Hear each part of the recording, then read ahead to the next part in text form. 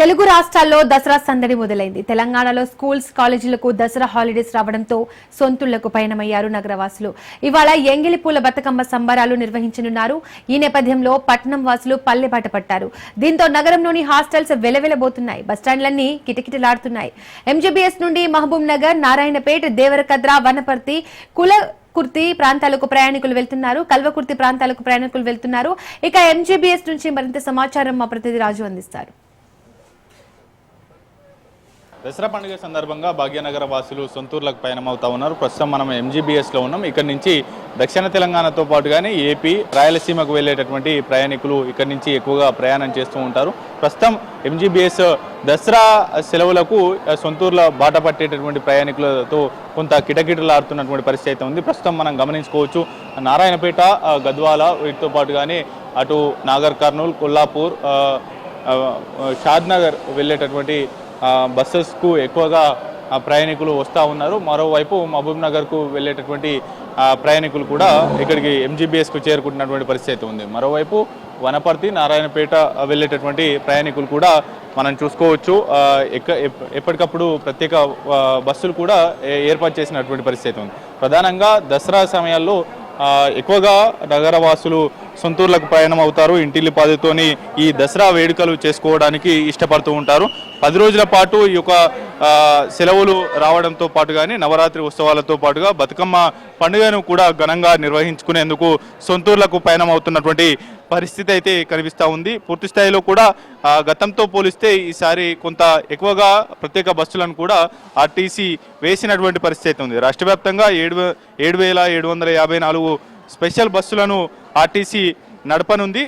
దీనికి ఇప్పటికే ఆర్టీసీ యాజమాన్యం ప్రణాళికను కూడా సిద్ధం చేసినటువంటి పరిస్థితి ఉంది. అయితే అందులో ప్రత్యేకంగా 377 బస్సులు ఆన్లైన్ బుకింగ్ చేసుకోవడానికి వివిధ ప్రాంతాలకు వెళ్ళేటటువంటి ప్రయాణికులకు కన్వీనియన్స్ను బట్టి ఈ యొక్క 377 బస్సులను కూడా ముందస్తుగా రిజర్వేషన్ చేసుకునేటటువంటి సౌకర్యాన్ని కూడా కల్పించినటువంటి పరిస్థితి అయితే ఉంది. అయితే ఈ నెల 20వ తేదీ నుంచి అక్టోబర్ 2 వరకు కూడా ఈ యొక్క ప్రత్యేక బస్సెస్ కూడా అవైలబుల్లో ఉన్నాయి. ఆ తర్వాత దసరా ముగిసిన తర్వాత 5, 6 తేదీల్లో కూడా తిరుగు ప్రయాణం, హైదరాబాద్కు తిరుగు ప్రయాణం అయ్యేటటువంటి ప్రయాణికుల కోసం కూడా ప్రత్యేకంగా బస్సులు నడపబోతా ఉంది ఆర్టీసీ. రాష్ట్ర నలుమూలలకు, ఇతర రాష్ట్రాలకు వెళ్ళేటటువంటి ప్రయాణికులకు అటు సరిహద్దు రాష్ట్రాలుగా ఉన్నటువంటి ఆంధ్రప్రదేశ్, కర్ణాటక, మహారాష్ట్రాలకు వెళ్ళేటటువంటి ప్రయాణికులకు కూడా ప్రత్యేక బస్సుల సౌకర్యాన్ని కల్పించినటువంటి పరిస్థితి అయితే ఉంది. స్పెషల్ బస్సుల్లో 50% ఎక్కువగా రేట్లను నిర్ణయించింది. అయితే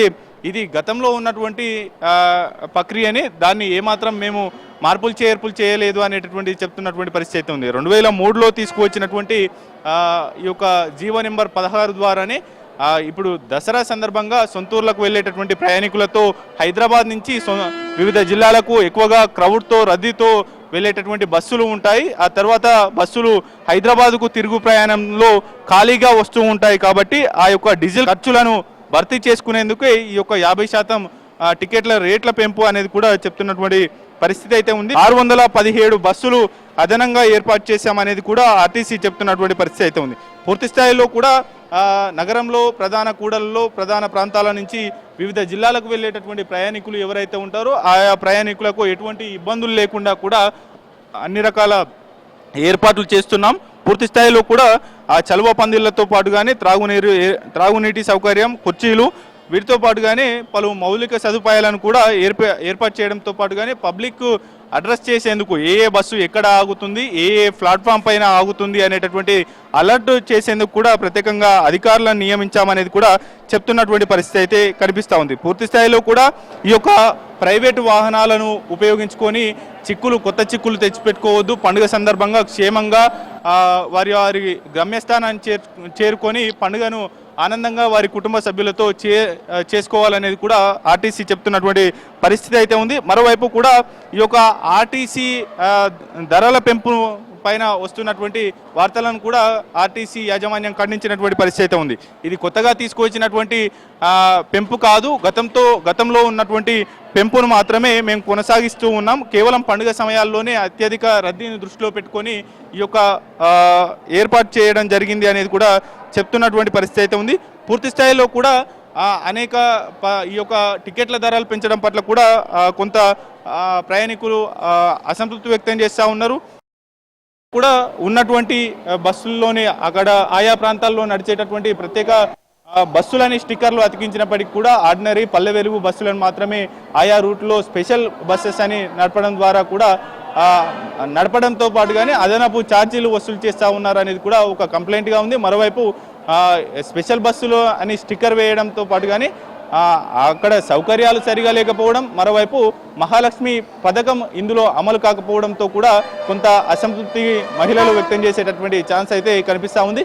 గతంలో రాఖీ పండుగ సందర్భంగా కూడా ఇటువంటి సమస్యలు మహిళలు ఫేస్ చేసినటువంటి సిచ్యువేషన్ అయితే కనిపిస్తూ ఉంది. పూర్తి స్థాయిలో కూడా ఈ యొక్క ఆర్టీసీ స్పెషల్ బస్సులు నడుపుతున్నప్పటికీ కూడా అన్ని రకాల ప్రయాణికులకు అన్ని రకాల సౌకర్యాలు ఏర్పాటు చేయాలనేది కూడా చెప్తున్నటువంటి పరిస్థితి అయితే కనిపిస్తూ ఉంది. కెమెరా పర్సన్ వరుణ్తో రాజ్ న్యూస్, హైదరాబాద్.